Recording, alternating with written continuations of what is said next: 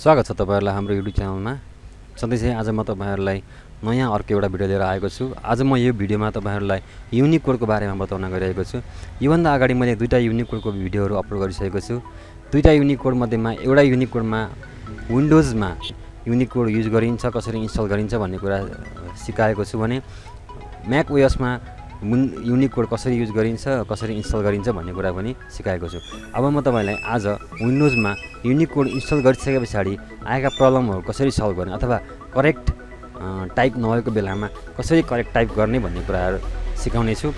जस्तै मैले कुनै विद्यार्थी भन्ने एउटा वर्ड लेखे भने त्यो विद्यार्थी भन्ने वर्ड चाहिँ करेक्ट नभएर अलि अल्को खल्को हुन्छ भने त्यसलाई कसरी करेक्ट गर्ने भन्ने कुरा देखाउने छु। कृपया यो भिडियो सुरुदेखि अन्त्यसम्म अवश्य हेर्नु होला। लाइक, शेयर, सब्स्क्राइब गर्न नबिर्सनु होला।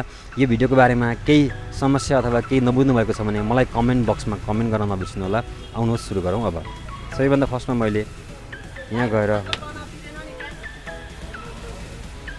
वर्ड खोलौँ। वर्ड खोलेपछि न्यू डकुमेन्टमा गएर क्लिक गरौँ। न्यू डकुमेन्टमा गएर क्लिक गरिसकेपछि मैले यहाँनिर युनिकोडको लागि अल्ट र शिफ्ट प्रेस गरेँ, किनकि मैले अलरेडी यहाँ युनिकोडको सेटिङ मिलाइसकेको छु। युनिकोडको सेटिङ मिलाइसकेपछि अल्ट र शिफ्ट अथवा कुनै पनि की हामीले युज गरेर नेपाली युनिकोड र इङ्ग्लिसमा हामीले चेन्ज गर्न सक्छौँ। युनिकोड अल्ट शिफ्ट प्रेस गर्ने बित्तिकै एकचोटि गर्दैमा यहाँनिर इङ्ग्लिस देखाउँछ भने अल्ट शिफ्ट प्रेस गरेपछि नेपाली देखाउँछ। मैले यहाँनिर विद्यार्थी टाइप गरेँ। जस्तै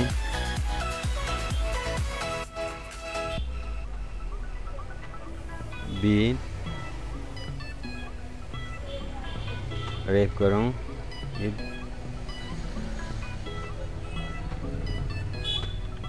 यार विद्यार्थी।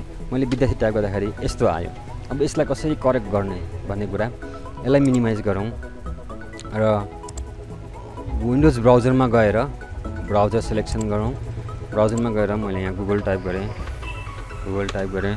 सरी, यहाँनिर चाहिँ कोड ल्याङ्ग्वेज नेपाली भएर यहाँ देखायो। GOOGL गुगल गरेर इन्टर गरौँ। गुगल गरिसकेपछि MADAN मदन PUSKAR मदन पुरस्कार सिलेक्ट गरौँ। madanpuraskar.org मा गएर क्लिक गरौँ। madanpuraskar.org मा गएर क्लिक गरिसकेपछि मदन पुरस्कारको साइट खुल्छ। यो साइट खुलिसकेपछि डाउनलोडमा गएर क्लिक गरौँ। डाउनलोडमा गएर क्लिक गरेपछि यो साइट आउँछ। यो साइटमा गएर www.itk.org.np मा गएर क्लिक गरौँ। यहाँ गइसकेपछि डाउनलोड गर्ने अप्सन एउटा देखाउँछ। जस्तै डाउनलोड नेपाली लिनक्स, त्यस्तै डाउनलोड यो चाहिँ तपाईको Nepali Linux 2.0 Nepali font, Nepali Unicode font भन्ने छ। यहाँ डाउनलोडमा गएर क्लिक गरौँ। डाउनलोड मैले अलरेडी डाउनलोड गरेको कारणले गर्दाखेरि यहाँ यस्तो देखायो। मैले यसलाई ओके गरेँ। यो डाउनलोड भइरहेको छ र यसलाई मैले ओपन गरेँ।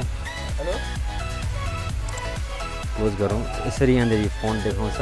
यो फन्टलाई मैले डबल क्लिक गरेर सिलेक्सन गरेर इन्स्टल क्लिक गरेँ।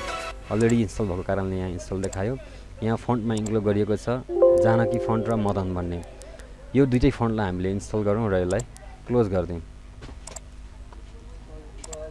फन्ट डाउनलोड हुन्छ। फन्ट डाउनलोड भइसकेपछि त्यो फन्टलाई हामीले इन्स्टल गर्ने भन्ने कुरा भयो। इन्स्टल गरिसकेपछि अब मैले वर्डमा खोलेँ। वर्ड खोलेँ र अघि मैले विद्यार्थी लेखेको वर्डको फाइल खोलेँ र मैले यसमा यहाँनिर गएर सिलेक्ट गरेँ। अघि हामीले इन्स्टल गरेको फन्ट जस्तै MADAN मदन 2 मैले इन्टर प्रेस गरेँ। अब हेर्नुहोस् त अटोमेटिकली यो के भयो, विद्यार्थी। यसरी चाहिँ हामीले करेक्ट युनिकोड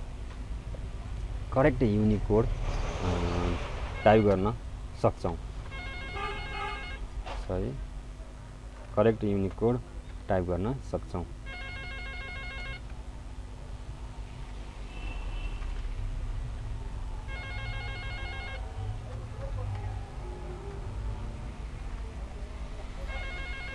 यसरी हामीले करेक्ट युनिकोड टाइप गर्न सक्छौँ।